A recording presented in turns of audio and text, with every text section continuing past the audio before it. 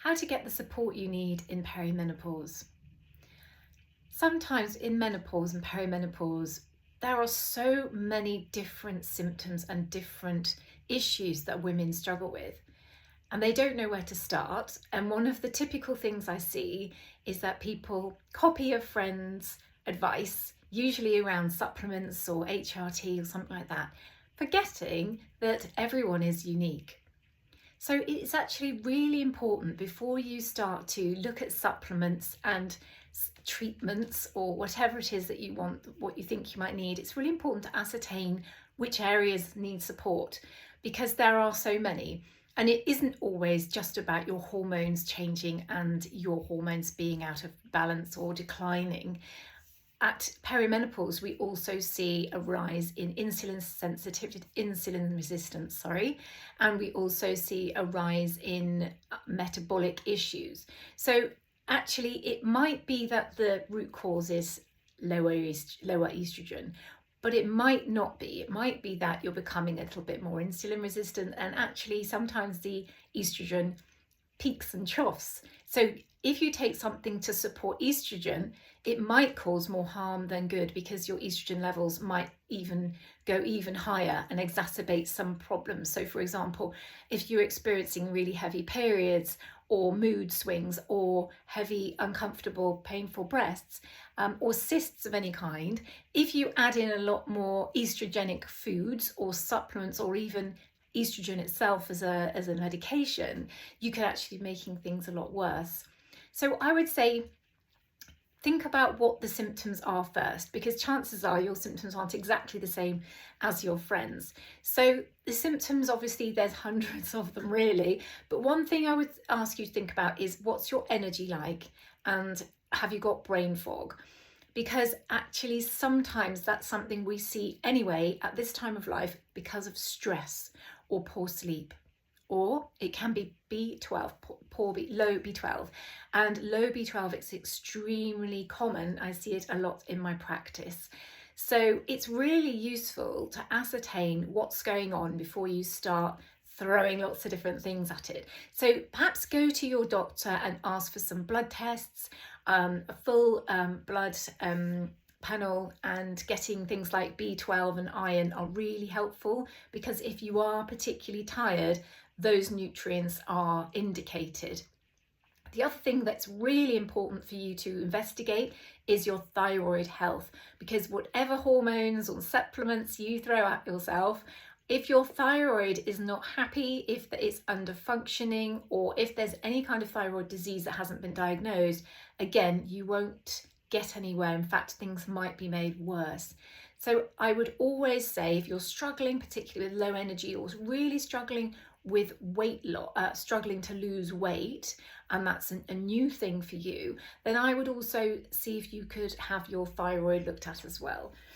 Unfortunately, the thyroid testing can be a bit hit and miss sometimes at the doctors, because they only tend to look at TSH, which is the sort of master thyroid hormone, but actually it is possible to have thyroid issues with that normal TSH result. Also, the reference ranges are very broad, so I would advise you to get the details, and don't just get a yes or no, it's fine, just get your actual data.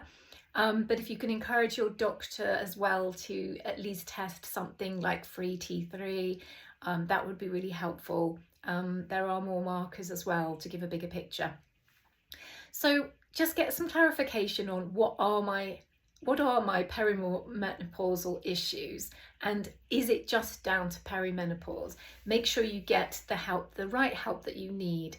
So if you've got low energy, really do start with some blood tests: iron, B12, thyroid. It could be something like folate as well. It also could be your blood sugar levels too. So it really is important to explore that. It might even be your lifestyle. Perhaps you're not getting enough sleep, and obviously the sleep might be disrupted by other symptoms, maybe hot sweats and things like that. So it's really important to sort of narrow it down to what you think that you are, to the support that you're going to need, because it's not a blanket. There is no one menopause supplement. You'll probably see that they're all different. They've all got different ingredients in them, and that's because there's lots of different ways of supporting menopause depending on the problem. For some people, they might need just a little bit more to support their natural remaining estrogen as it starts to decline. For some people, they might need to support the progesterone a bit more. For other people, they might need to support the detoxification of estrogen, because it can peak and trough, and if it does peak, then we can get worsened symptoms. So by that, we might need to support the liver, we might need to support your digestion. So I really urge you to you can work with a practitioner, which is really helpful, because then we can unpick all the different symptoms that you're experiencing, and then we know exactly what support you need. But in the main, I would just say, have a think about what that symptom is. Don't just copy what someone else is doing, because you're your own unique person. And maybe have some blood tests or something like that. Keep a symptom diary, track through the month how you're experiencing things. Maybe even do a food diary and see what, how well you might be eating, and see if you're nourishing yourself enough, because actually it's very common, particularly when we get to that time of life and we suddenly notice that our weight is different and it's harder to lose weight. And the obvious response to that is to go on a diet and restrict. But of course, that can shoot us in the foot, because the more we restrict, the more the body thinks, what's happening? This person's about to starve to death. I better slow everything down. So the metabolism slows down, the thyroid starts to get very unhappy and becomes a little bit slow and sluggish, and then you won't be able to manage your weight anyway.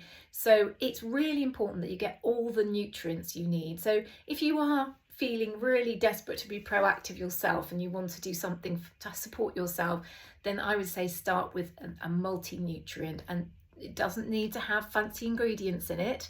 Just make sure it's got some very absorbable nutrients. So for example, methylated versions of the B vitamins.